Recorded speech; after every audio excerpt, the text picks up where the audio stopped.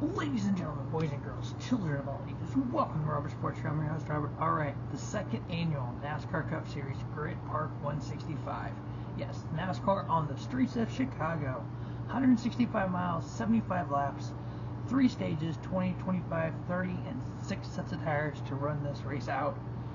We know last year the race was rain delayed forever, cut short due to darkness, from 100 laps to 78 laps. I, as a 38-year NASCAR fan since 1986, I think racing on the streets of Chicago, one of the great movies by NASCAR. I think in this day and age, you have to change what you normally do to gain new fans. You have to do something different.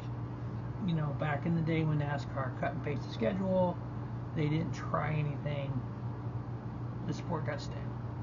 The fact that they're willing to go to new tracks, new venues, create venues, LA Coliseum, go back to Wilkesboro, Chicago Street Race, I think it's the sky's the limit. You know, we're waiting on the 2025 schedule. There's so many questions. There's so many changes for that. You know, the races are different. We got that in the race tournament. We got the 2 streamings. We got just a whole lot of differences. Maybe Chicago Street Race Year 3, Ben Kennedy seemed like he was hopeful. I want to see them at the streets of Long Beach. And I say that mainly because the city of Long Beach has put on the streets of Long Beach Grand Prix for 48 years. They want racing on their streets. Why not take a part of that? Southern California, the LA market, NASCAR doesn't have a presence there until we get Fontana built, and the way obviously the cost of goods are these days, that's not happening soon, and I understand that. So, Chicago Street Race, I can't wait. What we saw in the Xfinity race yesterday, holy snap, if we get that in the Cup race, which I think we will, because Shane Van Gisbergen and Kyle Larson are both qualified up front, we could get that Stage 1 battle again. 2 hard-nosed racers racing, not wrecking, racing each other, doing things that, and even Kyle said, I learned from him. He learned from me. That's how you put on a good race. Now, obviously, no rain, sun's shiny. Actually, the speeds were up for qualifying. Last year, pole speed was minute 28.369 in the first round. This year, almost a second faster, 1:27.518. So it's faster. We saw what AJ did in the Xfinity race yesterday. He just trying too hard and just, I don't say lost it, but he chattered the back tires and it got squirrely on him. So, but all right, these Cup cars are way different. We saw what SVG can do in the Xfinity car. We know what he can do in a Cup car. It's gonna be exciting. 1 year ago, Shane Van Gisbergen, average running position for that Chicago Street Race, 4.87. Kyle Larson, 6.67. Michael McDowell, 8.32. Ty Gibbs, 8.56. Christopher Bell, 9.17. Tyler Reddick, 11.14. Joey Logano, 11.17. AJ Allmendinger, 12.69. And they are both in the field. AJ is in a 3rd Kaulig Racing car, the number 13. While Shane Van Gisbergen is in the 16, WeatherTech, and then we have Daniel Hemrick in the 31. Daniel Suarez, 13.0. Chris Buescher, 13.13. The results, though, we had Shane Van Gisbergen winning with that average running position of 4.87. Justin Haley was second. I know a lot of people have talked about how well he ran last year and everything. His average running position for the whole race was 16.97. So he kind of locked into a second place. Chase Elliott, 3rd, average running position all day, 16.68. Kyle Larson, 4th, average running position, 6.67. Kyle Busch, 5th, average running position all day, 20.54. Austin Cindric, average running position, finishing 6th, 17.58. So just because you run well all day doesn't mean you're going to finish well. Just because you finished well doesn't mean you ran well all day. Michael McDowell, finishing 7th, average running position, 8.32. Joey Logano, finished 8th, average running position, 11.17. Ty Gibbs, finishing 9th, average running position, 8.56.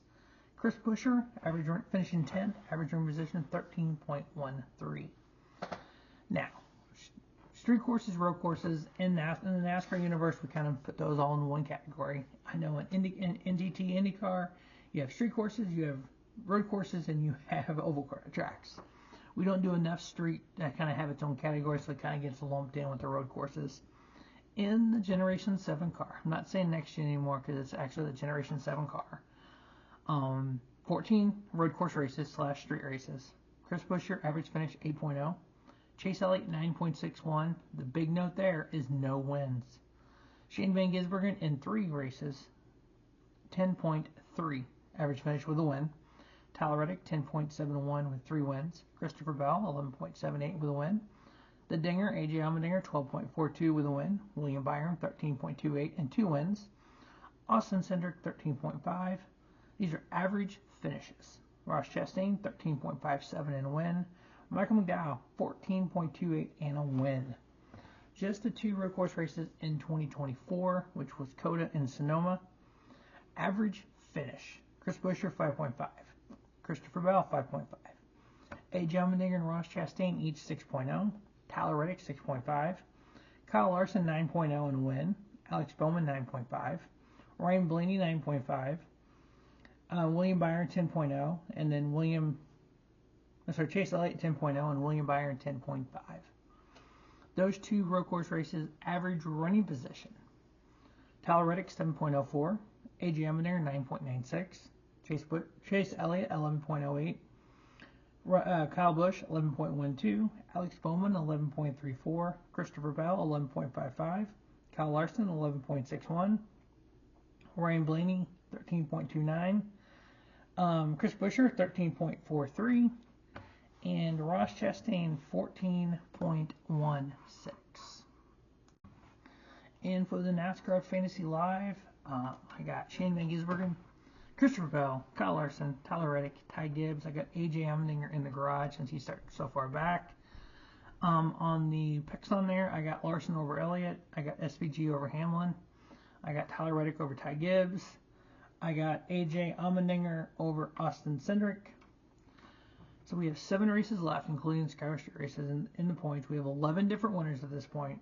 Larson with 3, Elliott 1, Hamlin 3, Reddick 1, Christopher Bell 3, William Byron 3, Blaney, Keselowski, Logano, Suarez, Cindric, all with 1. That leaves 5 spots for points. Martin Truex Jr. plus 143, Ty Gibbs plus 70, Ross Chastain plus 66, Chris Buescher plus 56, Alex Bowman plus 51. That leaves Bubba Wallace minus 51, Chase Briscoe minus 78, Kyle Busch minus 104, Josh Berry minus 116, Todd Gilliland minus 131, Michael McDowell minus 132, Noah Gragson minus 132, Carson Hocevar minus 166, and Ryan Preece minus 174.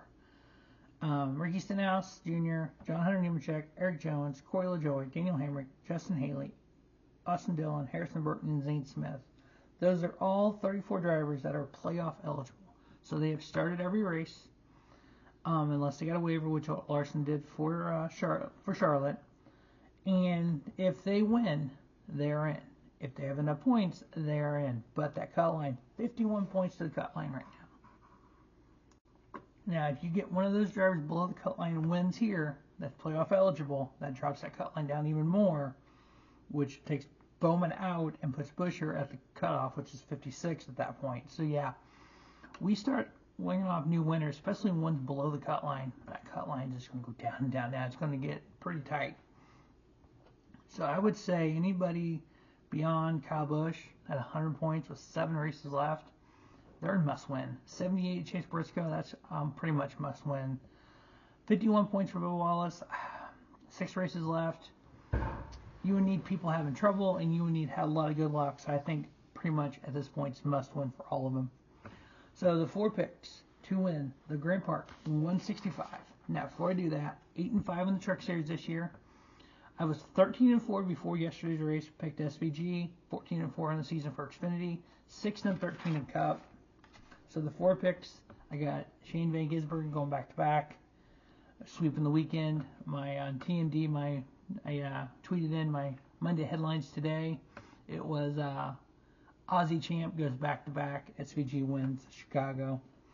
AJ Allmendinger, Kyle Larson, and Ty Gibbs are the 4 picks.